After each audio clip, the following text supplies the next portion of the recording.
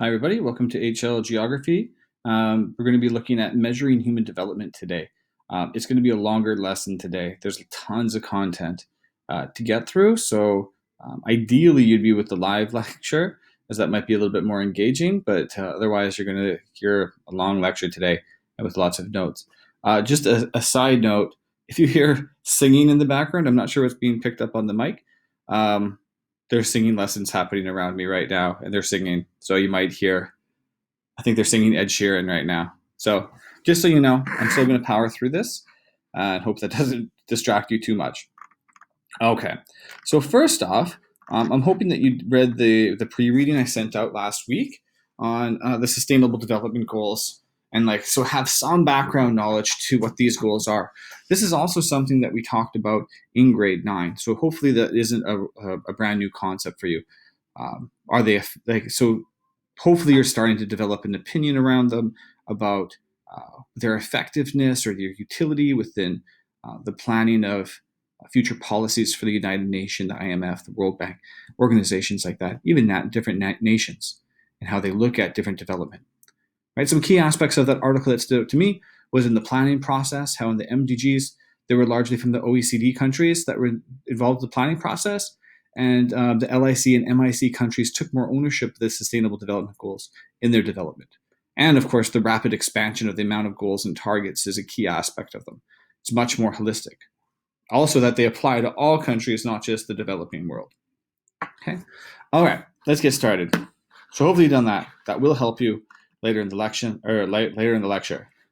First, you guys can play a Kahoot. I know you've been missing Kahoot. Okay, so click on the link or picture here. It should take you to the Kahoot challenge. I'm hoping it works. Yes.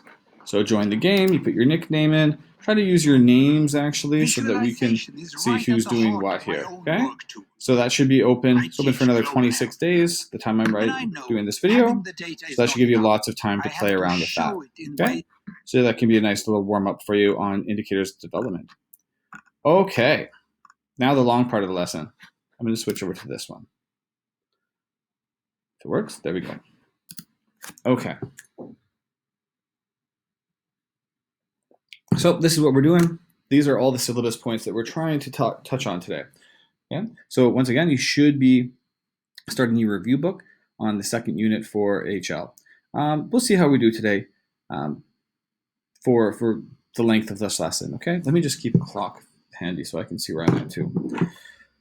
Okay. So first off, how would you describe human development? In what terms could we be discussing this concept of human development? Right, so just give it a think. What would you include in this measurement if you were to say, if I was to ask you, which place is more developed? Okay, it's tricky. Because a lot of time what people mean by that is economically. And perhaps there's a point to that. But is that all that we're considering in this particular concept? Okay. Quick video intro. Human development is a concept of development that has to do with the creation and improving of living conditions, where people can develop their full potential, can have a long and healthy life, can have access to an appropriate education system, can develop their potential to the fullest and be productive in order to have the opportunity to live according to their needs and interests. Human development in this aspect is about expanding the choices people have to lead qualitative lives. It is exactly those people who should be in the center of development process. Thus, human development means the capability for a long and happy life, for a qualitative education, and participation in economy to lead a life with dignity. Furthermore, the development does not concentrate on the amount of money a person gets, but on how much is invested in people. For example, as we know, the money can be used for medicine purchase, but also for the purchase of narcotic substances. Money can be used for military equipment, but also for construction of schools. Human development fights inequalities and promotes a life with dignity for all people worldwide, regardless of their origin, gender, and skin color. Sustainable human development means the creation of the same opportunities for next generations who have the same rights as their parents for a dignified life. The ethnical, political, social, economic, gender inequalities are some of the barriers for sustainable human development. They are the source of conflicts, migration, and other problems that disable a dignified life and have devastating long-term consequences. Sustainability is a crucial aspect considering the growth of population, which causes a higher consumption, which on the other hand damages living environments beyond its capacities. Based on data, with the growth of population in a world with 7 billion people this year, in 2050 the number will be approximately 9 billion.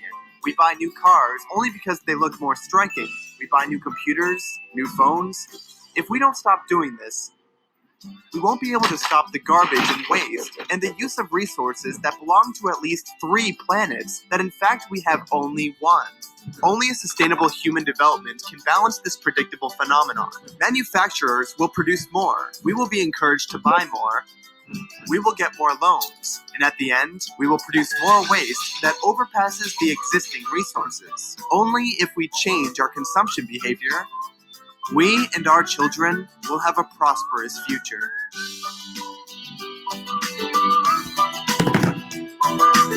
Okay, there was a huge amount of concepts in that.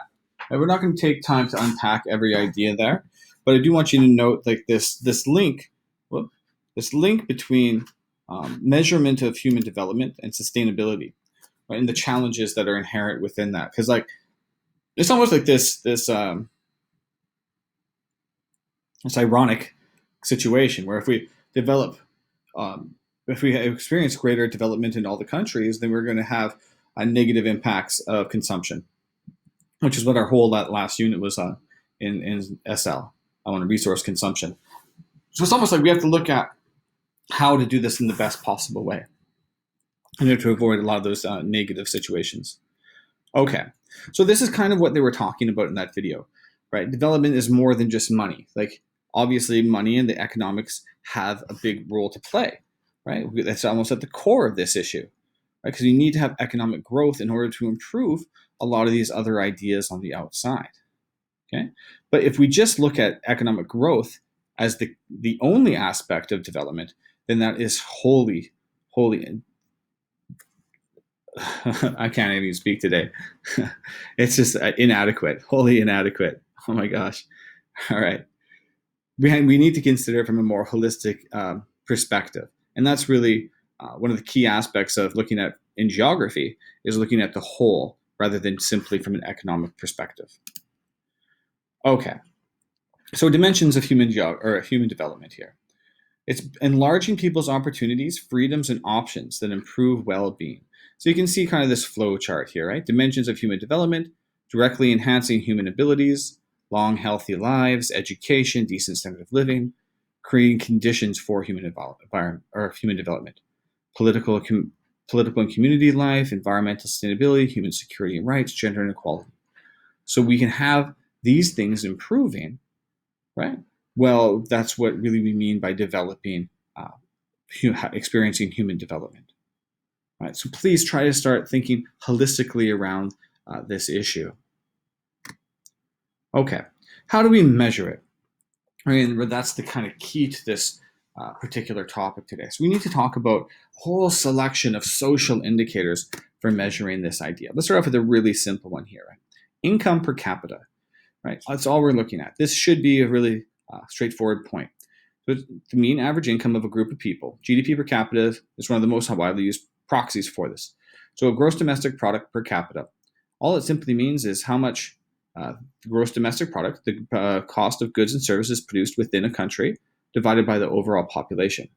Right? So this isn't like how much money is generated. It's a little bit different. Also, there's this idea here, PPP. This has come up a couple times before, and you'll see this quite standard across GDP or GNI specific indicators. So let's talk about what that means a little bit. Okay? So what it stands for is purchase power parity, PPP, and it has to do with this idea really. How much can you buy for $1 in Hong Kong? So say $1 is about $8 Hong Kong, you can buy like a can of Coke or something like that, right? Chocolate bar. But it depends on where you are. Like if you were to buy $1 US in the Philippines, perhaps you could buy 1.5 cans of Coke or 2 cans of Coke. Right? If you were in Nepal, perhaps that would be like 3 or 4 cans of Coke. So that power of that one US dollar has differences depending on where you are. Therefore, the amount of income somebody has isn't the same always. So the income might be higher in Hong Kong, right, compared to a place like the Philippines, but the power of the currency is very different. So you can't really compare it just as a straight number, right? You can't just say, oh, you make more in Hong Kong, therefore you're wealthier, or then you're therefore you have more purchase power within your currency. You have to look at what that actually means, the power of the currency within it. So this is an economic technique used to determine the relative values of two currencies. Basically, they're asking, what can I buy in two different places with the same amount of money, right? And they have to have common goods in order to make these comparisons, right? But there are common goods across all countries that we can use to establish this baseline of the power of currency, like a can of Coke, loaf of bread, gallon of milk, or liter of milk, right? These kind of things that we just know these places have, and we can use them to compare the strength of the currency. Okay. I think this is the only other video today, so just a short explanation. That's not for me. Purchasing Power Parity, PPP, compares different countries' currencies through a market